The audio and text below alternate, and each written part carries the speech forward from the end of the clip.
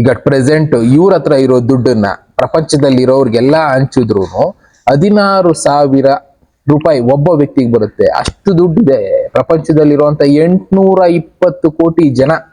ಅಷ್ಟು ಜನಕ್ಕೆ ಇವ್ರ ಹತ್ರ ಇರೋ ಆಸ್ತಿನ ಡಿವೈಡ್ ಮಾಡ್ತೀನಿ ಅಂದ್ರೆ ಒಬ್ಬೊಬ್ಬ ವ್ಯಕ್ತಿಗೆ 16,000 ರೂಪಾಯಿ ಬಂದ್ ಕೊಟ್ರು ಇನ್ನ ದುಡ್ಡು ಉಳಿಯುತ್ತೆ ಇವ್ರ ಹತ್ರ.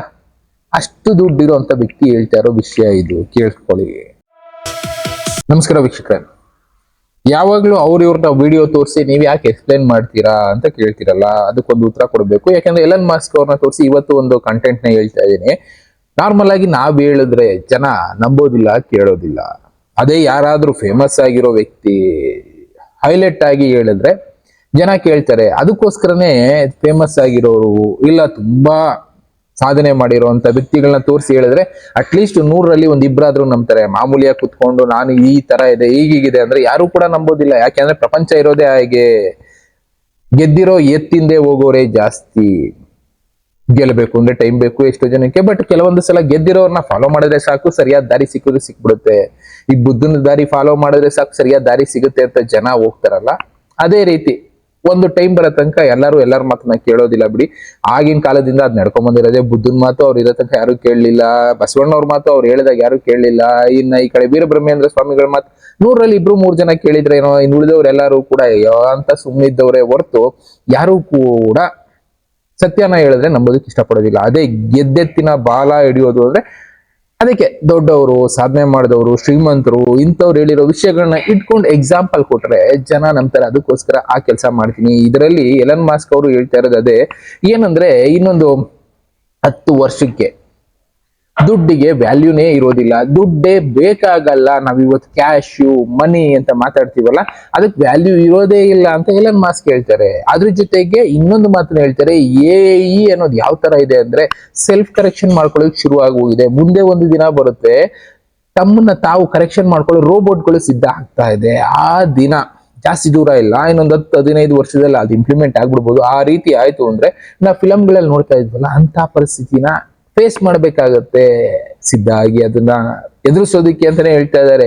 ಯಾಕೆ ಅಂದ್ರೆ ಇಂಟರ್ವ್ಯೂಗಳಲ್ಲಿ ಅವ್ರು ಕೊಡ್ತಾ ಇರುವಂತ ಇನ್ಫಾರ್ಮೇಶನ್ ಇದು. ಮುಂದೆ ಒಂದು ದಿನ ಈ ತರ ಬರುತ್ತೆ, ತಮ್ಮನ್ನ ತಾವು ಕರೆಕ್ಟ್ ಮಾಡ್ಕೊಳ್ಳುವಂತ ರೋಬೋಟ್ಗಳು ಬರುತ್ತೆ. ನಮಗೆ ಕರೆನ್ಸಿ ಅನ್ನೋದು ಬೇಕಾಗೋದಿಲ್ಲ. ಒಂದ್ಸಲ ಇವ್ರ ವಿಡಿಯೋನ ನೋಡಿ ನಿಮ್ಗೆ ಅರ್ಥ ಆಗುತ್ತೆ. ಎಕ್ಸಾಂಪಲ್ಗಳು ಇಲ್ಲದೆ ಇದ್ರೆ ನಿಮ್ಗೆ ಅರ್ಥ ಆಗೋದಿಲ್ಲ. Money won't matter in 2036. I'm not sure that the people who bought your shares think that money won't matter in 2036. Well, what do you want money for? You want money for goods and services, right? You want money for obviously food, housing, transport, entertainment. Well, if that is so abundant that money won't matter in 2036. I'm not sure that the people who bought your shares think that money won't matter in 2036. Well, what do you want money for?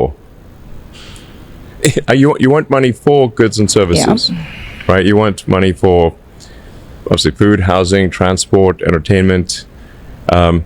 Well, if that is so abundant that there's more, that the robots and AI are providing more goods and services than any human could possibly consume, what do you need money for in that case? Let's agree that that could be where we end up. I'm concerned about the road, and we live in democracies, and people are very worried about this.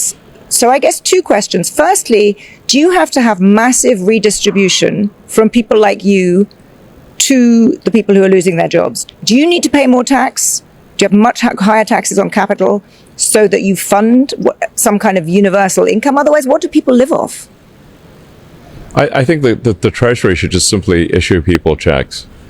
But where's the revenue coming from? I mean, I'm enough of an economist. If you just issue checks, you're going to have inflation. This is like a lot of what we're trying to think about is these things were relevant in the past. They will not be relevant in the future. So, like inflation is simply the ratio of money to goods and services. So, if the goods and services output increases dramatically, if it increases, 1,000%, you can literally print, or these days change the database. It's not print money. It's you create money in the database. Provided the creation of that money is less than the rate at which goods and services increase, you will actually have deflation. So I'll make a prediction, which is that deflation will be the issue, not inflation. Because as the output of goods and services increases, if the output of goods and services increases faster than the money supply, you will have deflation. I'm perfectly willing to believe that. You may It's well be just a right. statement of fact. I Absolutely, mean- you may well be right. But I'm really hung up on how we get from the current polarized, angry, fearful polity we have now to Yeah. this nirvana. And I think you can paint a picture where people are so scared by this, they essentially try to stop it. Maybe they Sure. can't, but you get nationalized. There's a kind of, far left government. There's exorbitant tax increases. The kind of economy crumbles because people are so worried about a future, which does sound quite scary as you describe it. So how do you Yes. handle the politics now? It's exhilarating and terrifying.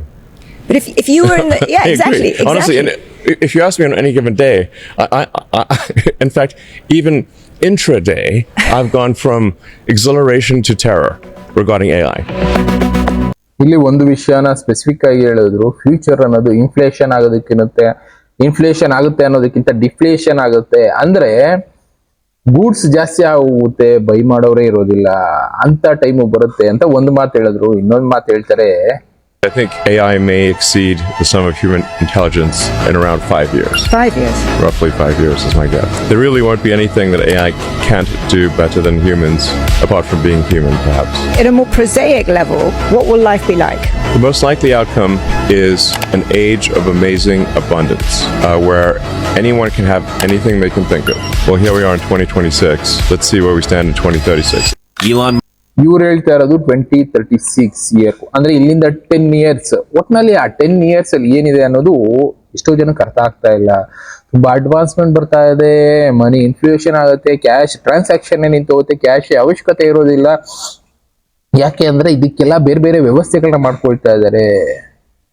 ದುಡ್ಡು ಅನ್ನೋದು ಎಲ್ಲಾರ ಹತ್ರ ಇರುತ್ತೆ, but ಆದ್ರೆ ಬದುಕೋದು ಕಷ್ಟಪಡ್ಲೇಬೇಕಾಗತ್ತೆ.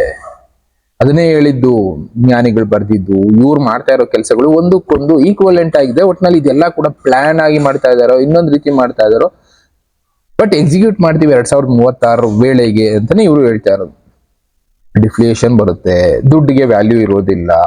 ಇನ್ನ ಹ್ಯೂಮನ್ಗಿಂತ advance ಆಗಿ think ಮಾಡುತ್ತೆ. ಆ ತರ ಥಿಂಕ್ ಮಾಡೋದಕ್ಕೆ ಶುರು ಮಾಡೋದ್ರಿಂದ ತುಂಬಾ ಅಡ್ವಾನ್ಸ್ಮೆಂಟ್ ಅನ್ನೋದು ಬರುತ್ತೆ. ಅಡ್ವಾನ್ಸ್ಮೆಂಟ್ ಇದ್ದಷ್ಟು ಜನಕ್ಕೆ ಕೆಲಸ ಇರೋದಿಲ್ಲ, ಇಷ್ಟೊಂದು ಜನ ಬೇಕಾಗೋದಿಲ್ಲ, ಜನ ತಪ್ಪು ದಾರಿ ಹಿಡಿತಾರೆ. ಅಂತವರು ಭೂಮಿಗೆ ಅವಶ್ಯಕತೆನೇ ಇಲ್ಲ ಒಂದು ಲೆಕ್ಕದಲ್ಲಿ ಹೇಳ್ಬೇಕು ಅಂದ್ರೆ.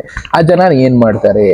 ಅದಕ್ಕೆ ಹೇಳಿದ್ದು ಕೆಲವಷ್ಟು ಫ್ಯೂಚರ್ ಅಲ್ಲಿ ಗೂಡ್ಸ್ ಜಾಸ್ತಿ ಇರುತ್ತೆ ಅಂತ ಇನ್ನೊಂದು ವಿಡಿಯೋದಲ್ಲಿ ಹೇಳ್ಬಿಟ್ರು. ಅಂದ್ರೆ ನಮ್ಮ ಹತ್ರ ಬೇಜಾನ ಬಿದ್ದಿರುತ್ತೆ, ಅಬಾಂಡೆಂಟ್ ಆಗಿ ಬಿದ್ದಿರುತ್ತೆ ಸಂಪನ್ಮೂಲ, ಅದನ್ನ ಬಳಸೋದಕ್ಕೆ ಜನನೇ ಇರೋದಿಲ್ಲ. ಅದಕ್ಕೆ ಅವಾಗ ಅವಶ್ಯಕತೆನೇ ಇಲ್ಲ ಕೆಲವೊಂದು ಅಂತಾನೆ ಹೇಳ್ತಾ ಇದಾರೆ. ಅಂದ್ರೆ ಕೆಲವಷ್ಟನ್ನ ಡೈರೆಕ್ಟ್ ಆಗಿ ಹೇಳ್ತಾ ಇದಾರೆ, ಇಂಡೈರೆಕ್ಟ್ ಆಗಿ ಹೇಳ್ತಾ ಇದಾರೆ. ಅಂದ್ರೆ ಜನರ ಅವಶ್ಯಕತೆ ಇರೋದಿಲ್ಲ, ಲೆಕ್ಕ ಹಾಕೊಳ್ಳಿ. ಅಂದ್ರೆ ಇದೆಲ್ಲ ಪ್ಲಾನ್ ಆಗಿದೆ, ಬಟ್ ಇನ್ನೊಂದು 10 ವರ್ಷದಲ್ಲಿ ಇದನ್ನೆಲ್ಲ ಎಕ್ಸಿಕ್ಯೂಟ್ ಮಾಡೋದಕ್ಕೆ ಏನೇನ್ ಮಾಡ್ಬೇಕೋ ಮಾಡ್ತಾ ಇದಾರೆ. ಅಡ್ವಾನ್ಸ್ಮೆಂಟ್ ಆಗುತ್ತೆ, ರೋಬೋಟಿಕ್ ಅಡ್ವಾನ್ಸ್ಮೆಂಟ್ ಆಗುತ್ತೆ, ಪ್ಲಸ್ ದುಡ್ಡಿಗೆ ವ್ಯಾಲ್ಯೂ ಇರೋದಿಲ್ಲ. ಇನ್ನ ಈ ತರದ್ದು ಎಷ್ಟೋ ವಿಷಯಗಳಿದಾವೆ, ತಿಳ್ಕೊಳ್ತಾ ಇದೆ. ನಾವ್ ಏನ್ ಅದ್ರಲ್ಲಿ ಅಳವಡಿಸ್ಕೋಬೇಕು, ನಾವ್ ಹೇಗೆ ಬದುಕೋದನ್ನ ಕಟ್ಕೋಬೇಕು, ಬದುಕೋ ದಾರಿನ ನೋಡ್ಕೋಬೇಕು ಅಂತ ತಿಳ್ಕೊಳ್ಳಿ ಅಷ್ಟೇ. ಯಾಕೆಂದ್ರೆ ಒಂದೊಂದು ಮಾರ್ಗ ತೋರಿಸ್ತಾ ಹೋಗುತ್ತೆ. ಇಂಥವ್ರು ಹೇಳ್ತಾ ಇದಾರೆ ಅಂದ್ರೆ ಮಾಡೇ ಮಾಡ್ತಾರೆ. ಪ್ರಪಂಚದ ಅತಿ ದೊಡ್ಡ ಶ್ರೀಮಂತ. ಇನ್ನ ಈ ತರದ ಎಷ್ಟೋ ವಿಷಯಗಳಿದೆ, ತಿಳಿಸ್ತಾ ಇರ್ತೀನಿ, ಎಚ್ಚೆತ್ಕೊಳ್ಳಿ. ಇನ್ನ ಬೇರೆ ಬೇರೆ ವಿಷಯಗಳ ಜೊತೆ ನಾನು ಮತ್ತೆ ಸಿಗ್ತೀನಿ. Thank you, bye.